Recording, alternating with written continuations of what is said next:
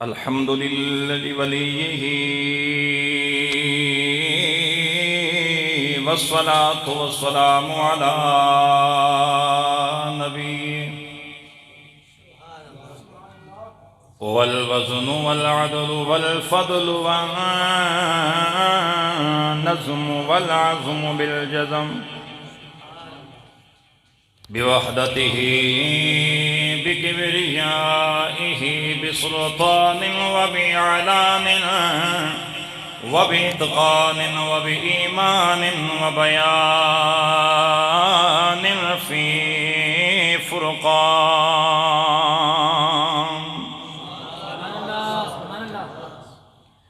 والصلاة والسلام على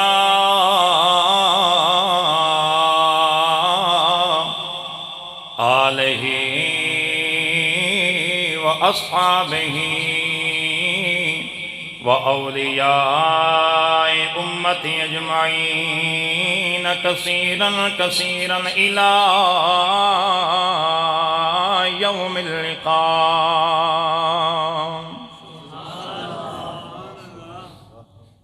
وعلى آلہ المرتضى وأصحابه المجتبى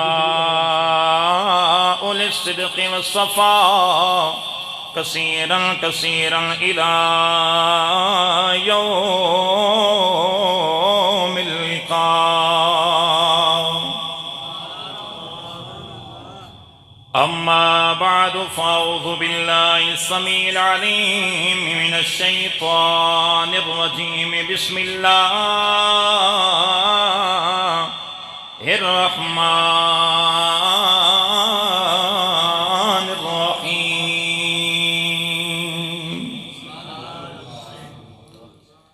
وسيجنبها الأتقى الذي يؤتي ماله يتزكى وما لأحد عنده من نعمة تجزى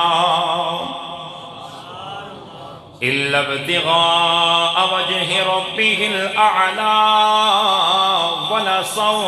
ولسوف يرضى آمنت بالله صدق الله مولانا العظيم إن الله وملائكته يصلون على النبي يا أيها الذين آمنوا صلوا عليه وسلموا تسليما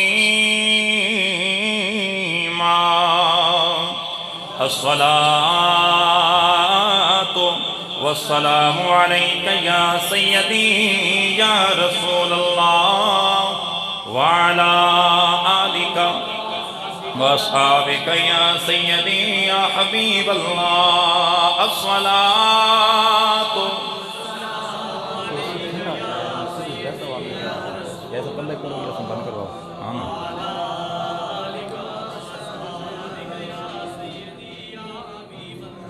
اے جتنے حضرات آپ یہاں تشریف فرما ہو محبت کے ساتھ اخلاص کے ساتھ اور محبت کے ساتھ بارگاہ سید الانبیاء میں اپنی حاضری درود و سلام کی صورت میں اس طرح لگائیے کہ تاکہ ہماری حاضری حضور کی بارگاہ میں اس انداز میں لگے کہ جس طرح حضور کی امتی کا حق ہوتا ہے حضور پہ درود پڑھنا. اس لیے بابا سے بلند ذرا آواز آئے الصلاۃ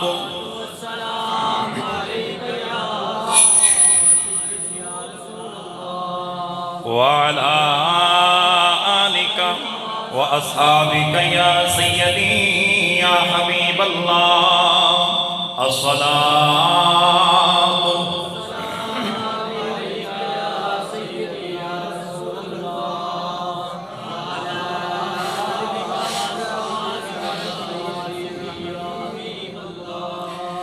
اب میری نگاہوں میں اب میری نگاہوں میں ججتا نہیں کوئی اب میری نگاہوں میں ججتا، مل کے آواز لگائیں، اب میری نگاہوں میں ججتا نہیں کوئی، جیسے میرے سرکار ہیں،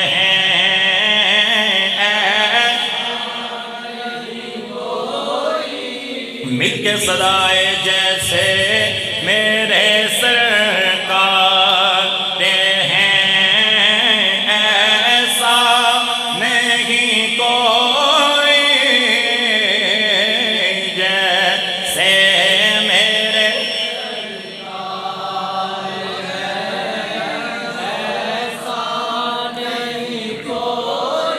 تم سا تو ہنسی آنکھ نے دیکھا نہیں کوئی، تم سا تو ہنسی آنکھ نے دیکھا نہیں کوئی،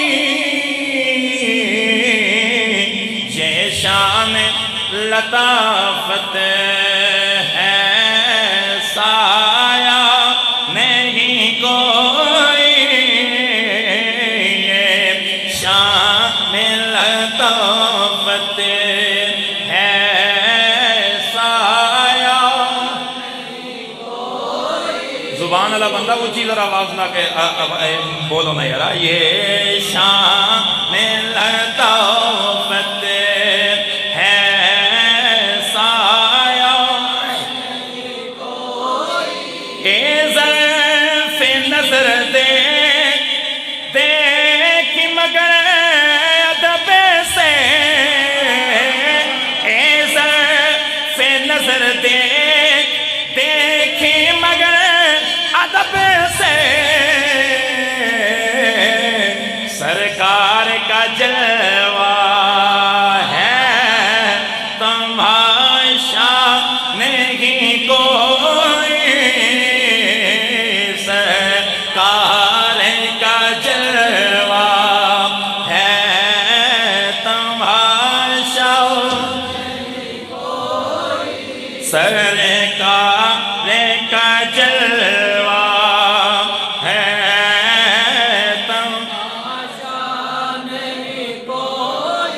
جیسے میرے سرکار ہیں،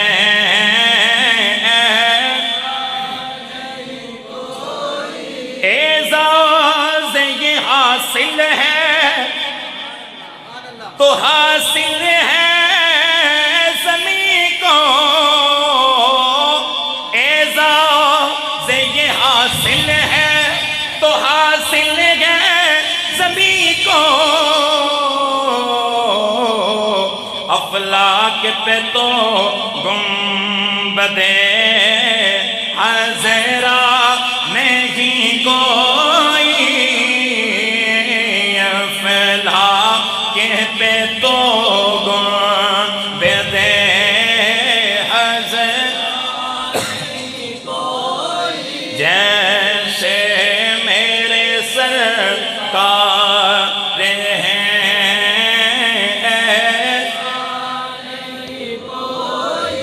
جیسے میرے سرکار ہیں،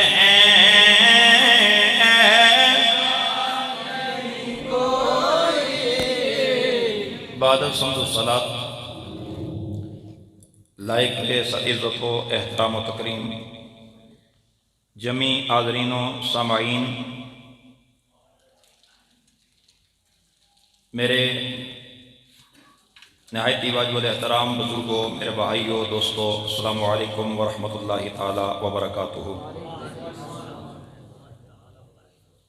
خالق کائنات کی پاک بارگاہ کے اندر دعا ہے کہ اللہ تعالیٰ میری اور آپ کی حاضری اپنی بارگاہ میں قبول فرمائے۔ جماعتی الثانی شریف اپنے جلوم میں رحمتیں لیے ہوئے اپنی منزل کی جانب رواں دواں ہے۔ اللہ تعالیٰ اس مہینے کے طفیل ہم سب کی حاضری کو اپنی بارگاہ کے اندر قبول فرمائے، اور آج دن کی برکات اور انوار ہم سب کو نصیب فرمائے۔ قرآن کریم فرقان حمید میں سے 30ویں پارے میں سے سورہ لیل کی میں نے چند آیہ کریمہ آپ کے سامنے تلاوت کرنے کی سعادت حاصل کی ہے۔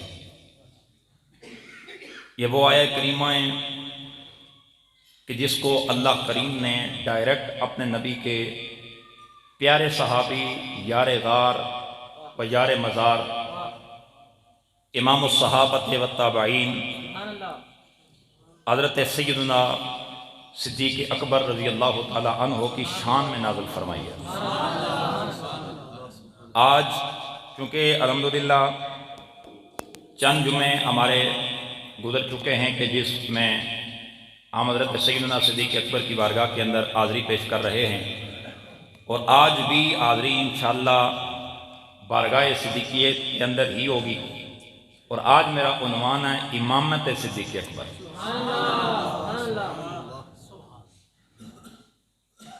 ہاں، اس امام کی بات کرنی ہے جس کو کسی دنیا دار نے امام نہیں بنایا، جس کو کسی شیخ الحدیث یا شیخ القرآن نے امام نہیں بنایا، کسی کو چہرمین نے امام نہیں بنایا، بلکہ کائنات کے نبیوں کے امام نے امام بنایا۔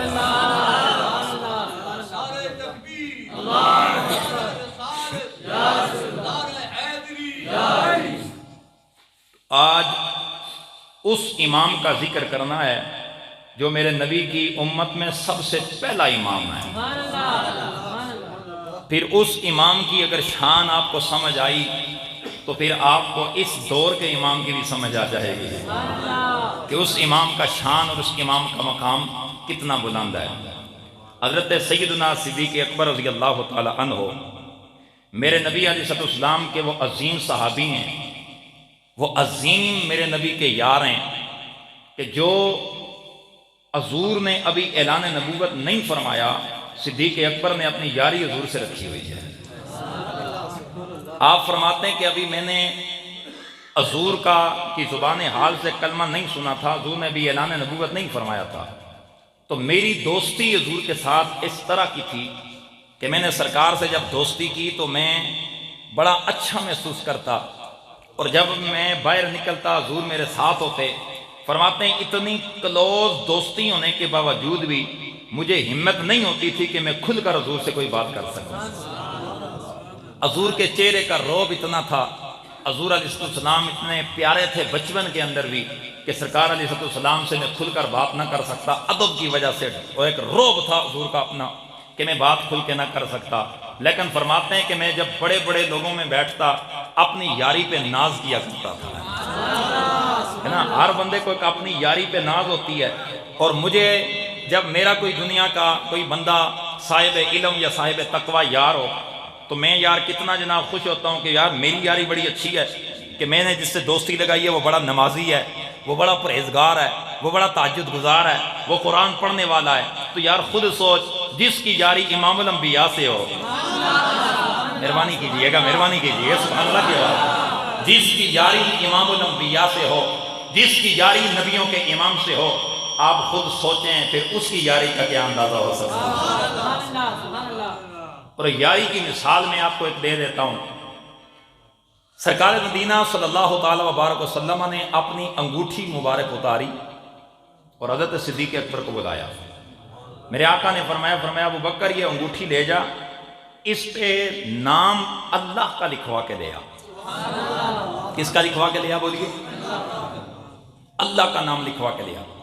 حضرت سیدنا صدیق اکبر لے کر گئے۔ جب آپ گھر سے چلے تو دل میں خیال آیا ابو بکر کسی موقع پر بھی رب نے اپنے یار کو اپنے نام سے جدا نہیں کیا۔ حضور نے تو بے شک فرما دیا ہے کہ اس پہ نام اللہ، نام رب لکھوا کے لا، خدا کا نام لکھوا کے لفظ اللہ لکھوا لا، تو ابو بکر تیری محبت کیسے گوارا کرے گی کہ تو حضور کے نام کو رب کے نام سے جدا کر دے۔ حضرت سیدنا صدیق اکبر جب گئے، جا کر آپ نے اس نقاش کو دی، فرمایا اس انگوٹھی پہ نام اللہ اور محمد، یہ دو نام لکھ کر دو، اللہ اور محمد۔ حضرت سیدنا صدیق اکبر وہ نام لکھوا کے واپس آئے، جوں ہی لا کر وہ حضور کی بارگاہ میں پیش کی، اس پر ایک دو نام نہیں بلکہ 3 نام لکھے ہوئے تھے، اللہ، محمد، ابو بکر، یہ 3 نام لکھے ہوئے تھے۔ تو میرے آقا نے جب کھول کے دیکھا، سرکار نے فرمایا ابو بکر ما زیادت ہو، ابو بکر یہ زیادتی کیسی ہے؟ میں نے تو تجھے کہا تھا کہ تو ایک نام اللہ کا لکھوا کے لا، تو یہ 3 نام لکھوا کے لے آیا۔ اے ابو بکر اس پر نام تجھے میں نے کہا تھا کہ ایک لکھوانا ہے اور تو 3 نام لکھوا کے لے آیا۔ عرض کی حضور کیا لکھا ہوا ہے؟ فرمایا اس پہ لکھا ہوا ہے اللہ، محمد، ابو بکر۔ حضرت صدیق اکبر عرض کرنے لگے یا رسول اللہ، مجھے اس رب کی قسم ہے کہ جس نے آپ کو نبی برحق بنا کے بھیجا ہے، میں نے آپ کا نام تو اللہ کے نام کے ساتھ ضرور لکھوایا ہے، لیکن میرے آقا میں نے اپنا نام نہیں لکھوایا، میں نے اپنا نام نہیں لکھوایا۔ ابو بکر کیوں؟ عرض کیا یا رسول اللہ، میری محبت نے گوارا نہ کیا کہ اللہ کا یار ہو پھر خدا کے نام کے ساتھ سے محمد کا نام مٹا دیا جائے۔ حضور میں نے آپ کا نام تو رب کے نام سے لکھوایا ہے، لیکن میں نے حضور اپنا نام نہیں لکھوایا۔ ابھی یہ بات کر رہے تھے، حضرت جبریل میرے نبی کی خدمت میں آ گئے۔ جی بولیے محبت سے بولیے، محبت سے۔ حضرت صدیق اکبر یہ بات کی، ادھر جبریل آئے، عرض کیا یا رسول اللہ، اللہ کا سلام لایا ہوں اور رب فرما رہا ہے کہ تیرے یار نے یہ گوارا نہ کیا کہ میں تیرے نام کو میرے نام سے جدا کر دے، میری محبت نے گوارا نہ کیا یار تیرا ہو، تیرے نام سے تو جدا کر دیا جائے۔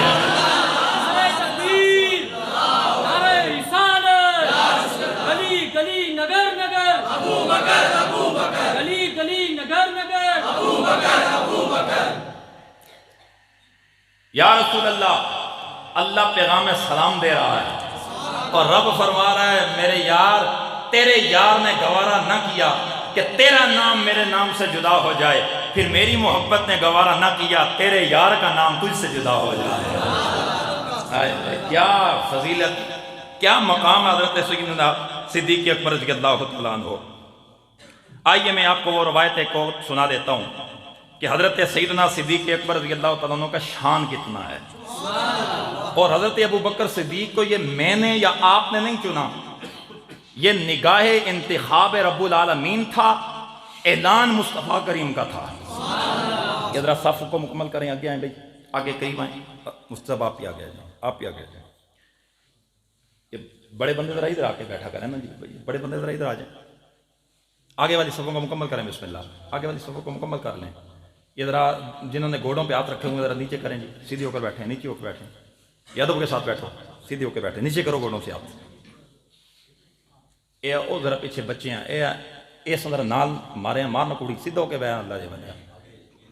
تقریر میری سننے آئے ہیں جناب، ماندہ تو اپنے مزے پہ بیٹھو آئے ہیں، آگے بسم اللہ۔ اب توجہ جی بسم اللہ، کیونکہ یہ میں اس لیے کہتا ہوں نا کہ مسجد میں بیٹھنے کے اپنا آداب ہوتا ہے۔ بندہ جناب کار چولہے اگے بہ تھے وہی حالت ہوئے، مسیتی جاوے تھی وہی حالت ہوئے، کوئی فرق تو ہونا چاہیے نا کہ چولہے اگے بہنے دی گل اور ہوندی تو مسیتی بہنے دی طریقہ اور ہوندا۔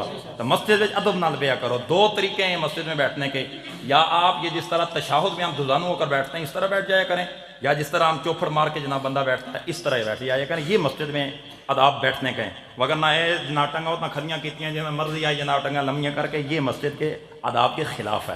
اس لیے آپ نے یہ آئندہ یاد رکھنا ہے کہ اس طرح آپ نے نہیں بیٹھنا کہ جس سے آپ نے مسجد میں بیٹھیں تو آپ کو بے ادبی میں شمار ہو۔ توجہ ہے میرے بھائی کی۔ حضرت سیدنا صدیق اکبر کی ذات کو میں نے اور آپ نے نہیں چنا۔ آئیے بخاری کتاب الفتن کی روایت میں عرض کر رہا ہوں، ایک شخص حضور کے دربار میں آیا اور اس کے پاس ایک اونٹ تھا، بڑا خوبصورت اونٹ تھا، میرے آقا کو وہ اونٹ پسند آ گیا۔ میرے نبی نے اس اونٹ کو دیکھا، حضور نے فرمایا یار میرے ساتھ اس کا سودا نہیں کرتا؟ کہنے لگا جی کر لیں، ٹھیک ہے کر لیں۔ حضور نے اسے جتنی قیمت بتائی اس نے کہا جی بالکل ٹھیک ہے۔ حضور نے فرمایا یار ایسا کر، آج تو میرے پاس پیسے نہیں ہیں، تو کل آنا اور کل آ کے مجھ سے پیسے لے جانا۔ ابھی باہر نکلے تھے، کہ باہر سے حضرت مولا علی کی ملاقات ہو گئی۔ مولا علی سے ملاقات ہوئی، آپ نے پوچھا کدھر آئے تھا؟ کہنے لگے جی میں نے بس اس وجہ سے میں آیا تھا، حضور نے اونٹ مجھ سے پسند کر لیا اور خرید لیا ہے، اور پیسے حضور نے فرمائے کل دے دینا۔ مولا علی تیری نظر پہ بھی قربان جائیں ہیں، علی تیری اس نظر پہ صدقے جائیں کہ تیری نگاہ کہاں دیکھ رہی ہے۔ حضرت مولا علی نے فرمایا یار گل سن، تم بھی بڑا پاگل بندہ ہے، تم بھی چلا بندہ ہے، اور جا کے حضور کو پوچھ کیا حضور اگر میں کل آواں تسی نہ ہو تو پھر میں کس کول جاواں؟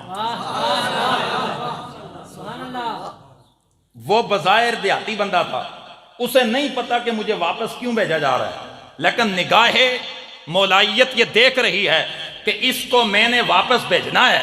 لیکن حضرت مولا علی کی نظر یہ دیکھ رہی تھی کہ ساتھ ساتھ تاکہ امامت کا مسئلہ بھی حل ہو جائے، تاکہ یہ بھی پتا چل جائے کہ نمبر 1 حضور کی امت میں ابو بکر صدیق ہی ہے، نمبر 1 حضرت صدیق اکبر ہے۔ آپ نے فرمایا جا کے پوچھ کیا کہ حضور اگر میں کل آؤں آپ نہ ہوں تو پھر کدھر جاؤں؟ مڑ کے گیا، کہنے لگا یا رسول اللہ اگر میں کل آؤں میں آپ کو نہ پاؤں حضور میں پھر کس کے پاس جاؤں؟ میرے نبی نے فرمایا اگر تو کل آئے مجھے نہ پائے تو پھر ابو بکر کے پاس آ جانا، حوالہ نہ اگر ہو تو جو سزا چور کی وہ اس فقیر کی۔ تو اس لیے ہم بھی یہ کہتے ہیں کہ بارگاہ صدیقیت کے اندر زبان درازیاں کرنے والوں اپنی زبانوں کو لگام دو۔ حضرت صدیق اکبر کو رب نے وہ مقام عطا کیا ہے کہ اللہ نے کائنات عالم کے رب نے جبریل کے ذریعے پیغام بھیج کر فرمایا محبوب اپنی امت میں سب سے اعلیٰ بندے کو چن لے۔ میرے نبی نے حضرت صدیق اکبر کا انتخاب کر کے یہ بتا دیا کہ میری امت میں سب سے اعلیٰ حضرت صدیق اکبر کی ذات ہے، صدیق اکبر کی ذات ہے۔ حضور نے فرمایا ابو بکر کے پاس آ جانا، پھر مڑ کے گیا، اے علی سرکار یہ فرما رہے ہیں کہ ابو بکر کے پاس آنا۔ آپ نے فرمایا تم بھی عجیب بندے ہیں، جا پوچھ کیا اگر حضرت ابو بکر نہ ہوں تو پھر کتنے جاؤں، میں پھر کس کے پاس جاؤں؟ پھر مڑ کے گیا یا رسول اللہ اگر ابو بکر نہ ملیں پھر میں کس کے پاس جاؤں؟ میرے نبی نے فرمایا پھر ایسا کرنا عمر کے پاس آ جانا، میرے عمر کی خدمت میں آ جانا۔ پھر باہر آیا، علی یہ سرکار فرما رہے ہیں کہ عمر کے پاس آ جانا۔ فرمایا عجیب بندے، جل جا کے پھر پوچھ کیا کہ حضور اگر عمر بھی نہ ملن تو پھر کدے کول جائیے، پھر کس کے پاس جاؤں؟ پھر اندر گیا، میرے نبی نے فرمایا اگر تجھے عمر بھی نہ ملے نا پھر میرے عثمان کے پاس آ جانا، میرا عثمان تجھے پیسے دے دے گا۔ پھر باہر گیا، مولا علی نے یا علی سرکار فرما رہے ہیں کہ حضرت عثمان کے پاس آنا۔ میرے نبی نے حضرت مولا علی نے آگے سے فرمایا ایسا کرنا، جا کے پھر پوچھ کیا کہ حضور اگر عثمان بھی نہ ہون تو پھر کتھے جاؤں؟ مہربانی کریں میرے نبی کی بارگاہ میں واپس پلٹ کے گیا، میرے نبی کی خدمت میں عرض کرنے لگا، کہنے لگا یا رسول اللہ میں آپ کی خدمت میں اس لیے آیا ہوں کہ اگر عثمان بھی نہ ملے، اگر عثمان بھی نہ ملے پھر میں کس کے پاس جاؤں؟ میرے نبی نے فرمایا کل میری خدمت میں آ جانا، یہ اونٹ کا سودا میرے ساتھ کر کے گیا ہے، کل آ کے پیسے دے جانا۔ کہنے لگا یا رسول اللہ آپ نہ ملے کدھر جاؤں؟ میرے نبی نے فرمایا ابو بکر کے پاس آ جانا، ابو بکر نہ ملے عمر کے پاس آ جانا۔ لیے سبحان اللہ نہیں چاہیے، جرا بولے تو گج کے سبحان اللہ آنی چاہیے۔ میرے نبی نے فرمایا ابو بکر کے پاس آ جانا، اگر ابو بکر بھی نہ ملے پھر عمر کے پاس آ جانا، عمر بھی نہ ملے پھر عثمان کے پاس آ جانا۔ اے میرے آقا اگر عثمان بھی نہ ملے پھر میں کس کی خدمت میں جاؤں؟ میرے نبی نے فرمایا میرے غلام اگر عمر بھی نہ ملے عثمان کے پاس آنا، عثمان نہ ملے۔ اگلا جملہ بڑا پیارا دے رہا ہوں، آپ مچل کے سبحان اللہ کہنے پہ مجبور ہو جائیں گے۔ میرے نبی کا علم غیب دیکھیے، میرے نبی کی نگاہ کرم دیکھیے، میرے مصطفیٰ کریم کی نظر کا عالم دیکھیے۔ میرے آقا نے فرمایا عمر کے پاس، عمر نہ ملے عثمان کے پاس، اگر عثمان نہ ملے تو باروں جڑا پیج رہے آئی او دی خدمت میں چاہ جاویں۔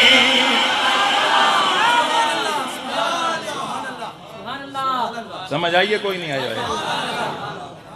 اگر تجھے ابو بکر نہ ملے عمر کی خدمت میں آنا، اگر عمر نہ ملے عثمان کے پاس آنا، عثمان نہ ملے جو باہر سے بھیج رہا ہے، اے جڑا بار بار باہر سے تجھے اندر بھیج رہا ہے، پھر اسی کی خدمت میں آ جانا، قربان مصطفیٰ کی نگاہ کرم پر، صدقے میں آقا کی نگاہ انتخاب پر، میرے نبی کی نظر دیکھ رہی تھی، میرا علی باہر سے بھیج رہا ہے۔ میرے نبی نے اعلان کر کے بتا دیا، پہلا نمبر ابو بکر کا ہے، بول پہلا نمبر ابو بکر کا ہے، دوسرا نمبر عمر فاروق کا ہے، تیسرا نمبر عثمان ذو النورین کا ہے، چوتھا نمبر میرے مولا علی کا ہے۔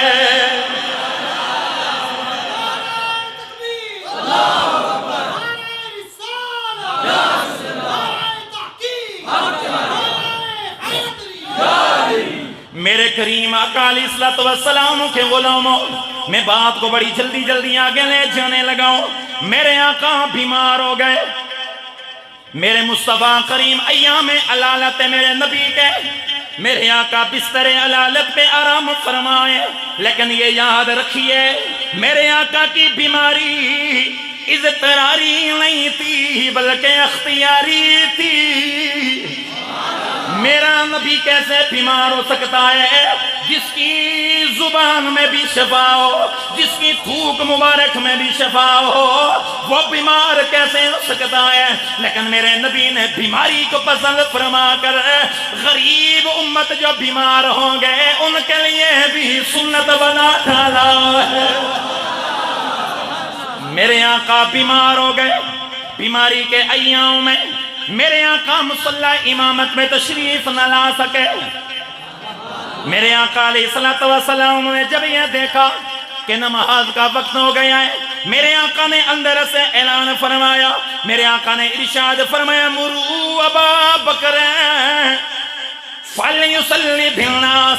مشکات کے اندر حدیث موجود ہے، مسلم کے اندر حدیث موجود ہے، ابن ماجہ میں حدیث موجود ہے، طبرانی کبیر میں موجود ہے، طبرانی اوسط میں موجود ہے، مسند امام احمد بن حنبل میں موجود ہے، موطا امام مالک کے اندر یہ حدیث موجود ہے۔ میرے نبی نے فرمایا، مرو ابا بکر فلیصلی بالناس، ابو بکر کو حکم دو نماز پڑھائیں، وہ لوگوں کو نماز پڑھائیں۔ حضرت سیدہ ام المومنین سیدہ عائشہ ام المومنین آپ عرض کرنے لگی، یا رسول اللہ، میرے والد رقیق القلب ہیں، بڑے نرم دل نے، آپ کے مصلی پہ کھڑے نہیں ہو سکیں گے، حضور آپ کسی اور کو اجازت دیں نماز پڑھائے۔ میرے نبی نے فرمایا، اے عائشہ، مصر کی عورتوں کی طرح باتیں مت کرو، میں اللہ کا نبی ہو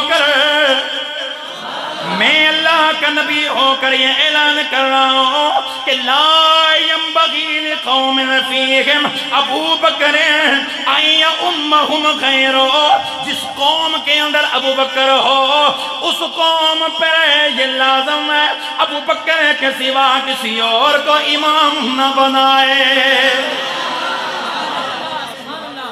سمجھ آئی کوئی نہیں آئی بھائی؟ حضرت سیدہ طیبہ طاہرہ ام المومنین سیدہ عائشہ عرض کرتی ہیں، حضور میرے والد نرم دل ہیں، ماسٹر والد میرے والد نرم دل ہیں، وہ آپ کے مصلی امامت پہ نہیں کھڑے ہو سکیں گے حضور، جب خیال آئے گا نا آپ کے بچھڑنے کا وہ منصب امامت کو نہیں سنبھال سکیں گے۔ میرے نبی نے غصے کی حالت میں فرمایا، عائشہ مصر کی عورتوں کی طرح باتیں مت کرو، میں محمد اللہ کا رسول ہونے کی حیثیت سے اعلان کر رہا ہوں کہ جاؤ جا کے ابو بکر کو کہو کہ وہ نماز پڑھائیں۔ حضرت سیدنا صدیق اکبر نے مصلی امامت پہ کھڑے ہو کر نماز پڑھائی ہے۔ میرے آقا کی ظاہری زندگی کے اندر دو طرح کی روایتیں ہیں، ایک روایت میں کہ 17 نمازیں پڑھائی ہیں، اور ایک روایت میں کہ 25 نمازیں میرے آقا کی ظاہری زندگی میں حضرت صدیق اکبر نے مصلی رسول پہ کھڑے ہو کر نماز پڑھائی ہے۔ میرے نبی نے اپنی زندگی مبارک کے اندر حضرت سیدنا صدیق اکبر کو مصلی امامت پہ کھڑا کر کے بتا دیا کہ میری امت کا پہلا امام ابو بکر صدیق ہے۔ پہلا امام کون ہے بولو؟ ابو بکر صدیق ہے۔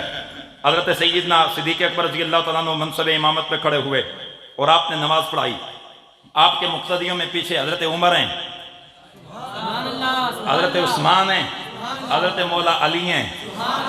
سونا جس علی نے حضرت صدیق نو اپنا امام من لیا ہے، میں بڑے ادب نال عرض کروں گا، سونا جس ابو بکر کو علی نے اپنا امام مان لیا ہے، تجھے مانتے ہوئے کیا تکلیف ہوتی ہے؟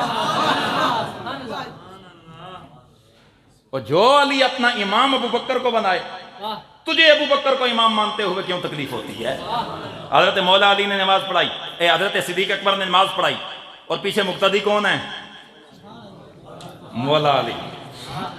یہاں میں ایک رک کر ایک جملہ عرض کروں گا. حضرت سیدنا مولا مرتضیٰ مولا علی مشکل کشا یہ وہ ہیں کہ آپ کی ایک نماز اثر رہی نا، سورج واپس پلٹ آیا. ذہن حاضر ہے میرے بھائی؟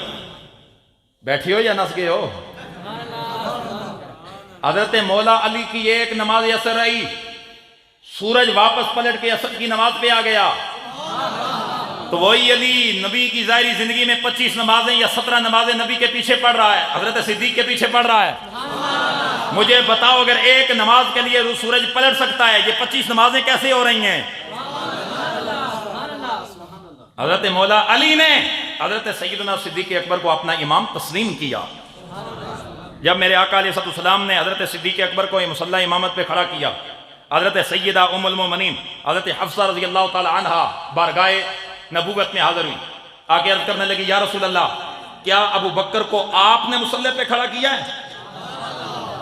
کیا ابو بکر کو آپ نے مصلی پہ کھڑا کیا ہے؟ اقدمت یا ابا بکر، کیا ابو بکر کو آپ نے کھڑا کیا ہے؟ میرے نبی نے ارشاد فرمایا لا اقدمہ، اے حفصہ میں نے ابو بکر کو آگے کھڑا نہیں کیا، بل قدمہ اللہ، بلکہ میرے رب نے ابو بکر کو آگے کھڑا کیا ہے. کہ میں نے ابو بکر کو مصلی امامت پہ نہیں کھڑا کیا، بلکہ مصلی رسول پہ رب نے ابو بکر کا انتخاب فرمایا ہے. جتنے بھی خدشات حضرت سیدنا صدیق اکبر کی خلافت کے معاملے میں آتے رہے، میرے آقا ہر ایک کا جواب دیتے رہے ہیں. یہاں تک کہ حضرت سیدنا صدیق اکبر نے میرے آقا کو کی ظاہری زندگی میں 17 یا 25 نمازیں پڑھائی. ان نمازوں میں ایک ایسا معاملہ بھی آیا کہ میرے آقا علیہ السلام نے پردہ امام اپنے حجرہ پاک کا پردہ ہٹایا، کیونکہ حضور کا حجرہ بالکل ساتھ تھا. سرکار نے پردہ ہٹا کر نہ اپنے امتیوں کو دیکھا، میرے یار کیا کر رہے ہیں، میرے یار کس طرح میں نے محنت جو کی ہے، محنت میری رنگ لائی ہے کہ نہیں لائی، یہ کیا کر رہے ہیں. ادھر جب سرکار نے اپنا چہرہ مبارک اپنے حجرے سے باہر کیا، صحابہ فرماتے ہیں خدا کی عزت کی قسم اس طرح نور تھا جس طرح چاند چودھویں کا چمکنے لگ گیا ہے. ساری مسجد کے اندر نور ہی نور آ گیا، ساری مسجد نورانی ہو گئی. پیچھے سے سرکار کے صحابہ فرماتے ہیں کہ کئی دن گزر چکے تھے کہ ہم نے سرکار کا جلوہ نہیں دیکھا تھا. تو بعد پیچھے سے صحابہ نے مقبر کے طور پر ہاتھوں پہ اشارے کرنے شروع کر دیے، آوازیں لگانے شروع کر دی. بعد روایت میں کہ اللہ اکبر کی صدائیں آنے لگ گئی. اے ابو بکر دیکھ رب کا رسول سامنے جلوہ گری فرما رہا ہے. حضور سامنے آ گئے. حضرت صدیق اکبر نے جناب صحابہ فرماتے ہیں ہمیں نمازیں بھول گئی، ہم نے وہیں سے اپنا رخ پھیرا سیدھا حضور کی جانب، رخ پھیرا حضور کی جانب، ہم حضور کو دیکھنے لگ گئے. حضرت صدیق اکبر نے جناب مصلی چھوڑ کے حضور پیچھے پیچھے ہٹنے لگے. پیچھے پیچھے میرے نبی نے اشارہ کیا، فرمایا نہیں ابو بکر مصلی نہیں چھوڑنا. مصلی پہ کھڑے ہو کر نماز پڑھا. بعد میں جب حضرت ابو بکر صدیق نبی کی بارگاہ میں آئے، میرے نبی نے فرمایا ابو بکر یہ مصلی کیوں چھوڑا؟ یا رسول اللہ ابو قحافہ کے بیٹے کی اتنی کہاں جرت کہ رب کا رسول سامنے ہو، وہ مصلی امامت پہ کھڑا ہو کر نماز پڑھا رہا ہو. اور ان میں سے ایک وقت ایسا بھی آیا کہ حضرت سیدنا صدیق اکبر نماز پڑھا رہے ہیں، یہ بھی بخاری میں ہے، نماز پڑھا رہے ہیں، اتنی دیر میں حضور خود تشریف لے آئے ہیں. حضور جب اندر تشریف لائے نا، حضرت صدیق اکبر نماز پڑھا رہے ہیں اور حضرت صدیق اکبر نا پیچھے سے پاؤں کے بل پیچھے ہٹے. سرکار نے اشارہ کیا، فرمایا ابو بکر اپنی جگہ پہ کھڑا رہا. حضور صفوں کے اندر سے گزرتے گزرتے جہاں ابو بکر کا مصلی تھا ساتھ آ کے بیٹھ گئے. حضور آ کے مصلی کے ساتھ سیدھی طرف آ کر حضور دائیں جانب بیٹھ گئے. حضرت صدیق اکبر چند قدم پیچھے ہٹ گئے. اب حضور نماز پڑھا رہے ہیں، پیچھے حضرت صدیق اکبر مکبر بنے ہوئے ہیں. حضور نیچے رکوع میں جاتے ہیں، ابو بکر بھی اللہ اکبر کر کے رکوع میں جا رہے ہیں. حضور سجدے میں جا رہے ہیں، ابو بکر بھی اللہ اکبر کر کے سجدے میں جا رہے ہیں، جس طرح حضور کر رہے ہیں۔ حضرت ابو بکر سرکار کو دیکھ کے نماز پڑھا رہے ہیں، تو گویا پتہ یہ چلا کہ امام جب بھی ہو، جہاں بھی ہو، جیسا بھی ہو، امام امام ہوتا ہے، امام امام ہوتا ہے۔ تو حضرت صدیق اکبر مکبر کی صورت میں سرکار کے پیچھے امت مصطفیٰ کو نمازیں پڑھا رہے ہیں۔ ان نمازوں میں ایک نماز ایسی بھی آئی کہ ٹائم ہو گیا نماز کا، حضرت سیدنا صدیق اکبر نہیں آ سکے، پہنچ نہ سکے۔ اب صحابہ انتظار کر رہے ہیں، مڑ مڑ پیچھے دیکھ رہے ہیں، ابو بکر نہیں آئے، ابو بکر نہیں آئے، ابو بکر نہیں آئے۔ دیکھا ٹائم کافی اوپر ہو گیا، بعض لوگوں نے آپس میں مشورہ کیا، انہوں نے کہا کیوں نہ ہم عمر کو کہیں کہ وہ نماز پڑھا دے، کیوں نہ عمر کو کہیں کہ یہ بات ہوتا ہے نا کہ 10 منٹ 5 منٹ 2 منٹ 3 منٹ اگر امام لیٹ ہو جائے، وہ جی امام صاحب نہیں آئے، پتہ نہیں کہ مسئلہ، امام صاحب نہیں آئے۔ وہ بندہ خدا، یہ امام ہے، تمہارا نوکر نہیں ہے، امام کو اس کا درجہ دیا کرو تو تبھی جا کر قومیں جناب امان عزت پاتی ہیں۔ حضرت سیدنا صدیق اکبر رضی اللہ عنہ نہیں پہنچے، ادھر حضرت فاروق اعظم کو مصلی امامت پہ کھڑا کر دیا گیا، ادھر مصلی امامت پہ ابو بکر حضرت عمر کھڑے ہو گئے۔ حضرت عمر کے لہجے میں کرجدار ہے، عمر کا لہجہ جلال والا ہے، عمر کا لہجے کے اندر کرخی ہے، عمر کے لہجے میں سختی ہے۔ اللہ اکبر کر کے آپ نے نماز شروع فرمائی، ساری مسجد فضائیں میں گونج اٹھی، میرے نبی کے کانوں میں اندر آواز پڑی، یار مہربانی کرے ساری مسجد فضائیں سبحان اللہ کی ہے، میرے کریم نبی علیہ السلام کے کانوں میں آواز پڑی۔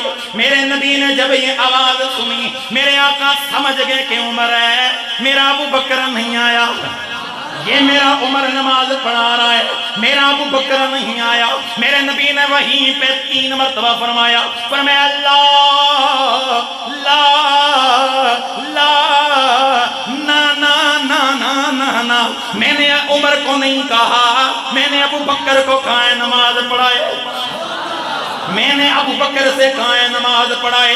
میرے نبی کی بارگاہ میں یا رسول اللہ ابو بکر نہیں آئے، ابو بکر کہیں کام کے لیے گئے ہیں۔ میرے نبی نے مڑ کے فرمایا جا کر ان سے یہ کہہ دو جب تک ابو بکر نہ آئے ابو بکر کے آنے کا انتظار کرو۔ لا، اس موقع پر میرے نبی نے یہ فرمایا، بخاری کی حدیث عرض کر رہا ہوں، میرے نبی نے فرمایا اللہ ينبغي لقوم فیہم ابو بکر ان یؤمہم غیرہم، کسی قوم کے لیے یہ بات مناسب نہیں ہے کہ صدیق اس قوم میں موجود ہو، مصلی پہ امام کوئی اور کھڑا ہو۔ ابو بکر صدیق سے پوچھا گیا یہ ابو بکر ہے، اتنا مقام آپ کو کیسے ملا، اتنا شان آپ کو کیسے ملا؟ ابو بکر مڑ کے جواب دینے لگے کہ یہ کرم ہے حضور کا پر آنے والے عذاب ٹلتے ہیں، یہ کرم ہے۔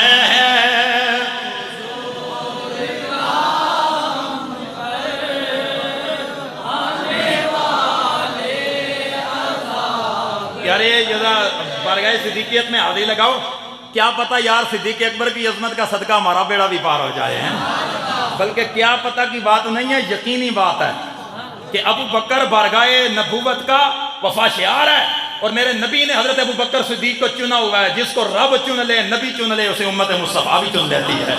تو اس لیے ذرا صدا لگائے، ذرا ہاتھوں کو بلند کر کے نوجوان ساتھی لہرا کر یہ مسجد کی فضا گونجے اور آواز آنی چاہیے، یہ کرم ہے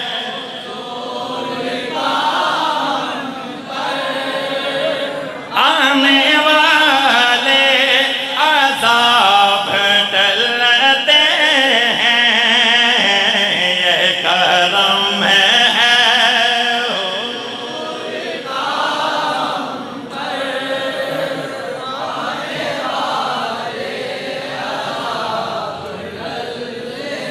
کوئی زبان خاموش نہ رہے، یہ نوجوان ذرا ہاتھ چک کے بھائی بولو بھائی، یہ جڑے نوجوان ہیں بزرگ اگر چاہو تو ثواب ہے، نہ اگر چاہو کوئی نہیں زبان نال بولو تو انہوں ثواب ہو سی، لیکن جوان کم از کم جذبے نال بولو نا یار، پتہ چلے کہ جامعہ مسجد عمر فاروق میں شان صدیق اکبر حضور دے امتی سن رہے ہیں یار، ٹھیک ہے نا؟ اس لیے یہ جناب جب یہ لائیو جا رہا ہوتا ہے تو ہر بندہ دیکھتا ہے تو پتہ چلے کہ لوگ ذوق والے بیٹھے ہیں، ہاتھ بلند کر کے صدا لگاؤ، یہ کرم ہے حضور کا پر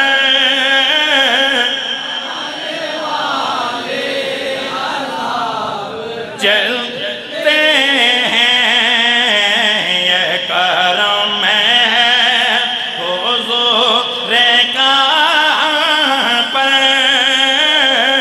آنے والے عذاب ٹلتے ہیں، روک لیتی ہے آپ کی نسبت تیر جتنے بھی ہم نہیں انج ذوق نہیں دے رہے ہو جو میں دینا چاہیے۔ ایک قسم بتا دی، اگر میں جناب وہ کہ سندھ وچ یہ جناب تقریر کراں نا، یا پشاور پشاور دے اندر پٹھانا کے کراں، وہ بھی نچ نچ کے آکھے نا سبحان اللہ ہے۔ تو میں ایک دفعہ جناب سوات کے اندر گیا نا، تو سوات میں نے خطاب کیا تو بعد میں وہ سامنے ایک پٹھان بیٹھا ہوا، نعرے ہر گل نال، بعد میں ساکے میں وہ کوئی سمجھ آئی تو کہ خوچا اور تو سمجھ نہیں آیا، لیکن جب تم حضور کا نام لے رہا تھا اس وقت بڑا مزہ آ رہا تھا۔ کم از کم جناب حضور دے نائب تے تسی نہیں ذرا مزہ لگا دیو سونیو، آواز آئی ذرا اونچی آواز سے بول، یہ کرم ہے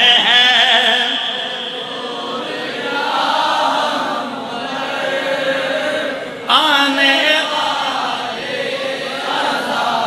صرف اور جوانہ دی آواز آنی چاہیے، میں تکنا جوانہ دی آواز کتنی ہے، روک لیتی ہے آپ کی نسبت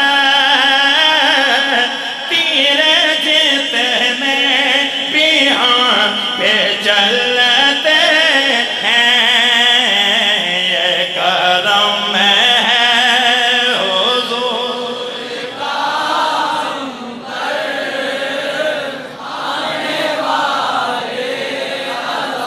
ابو بکر صدیق سے پوچھ، ابو بکر آپ کا مقام کیا ہے، آپ کی شان کتنی ہے؟ آگے سے بارگاہ صدیقیت سے یہ جواب ملتا ہے کہ کچھ بھی نہیں ہے ہم۔ حضرت صدیق اکبر کا کیا مزاج، حضرت صدیق اکبر نے نام محمد پہ اپنی جان کو فدا کر دیا تھا،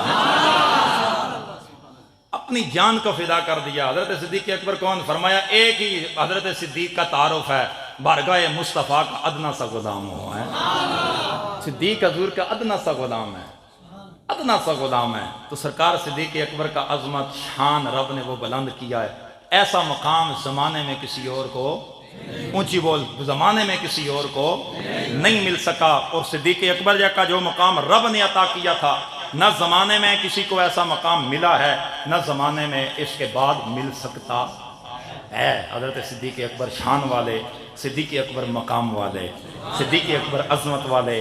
اللہ تعالیٰ کی بارگاہ میں دعا ہے، خالق کائنات بارگاہ صدیقیت کا صدقہ ہم سب کی حاضری کو اپنی بارگاہ میں قبول فرمائے۔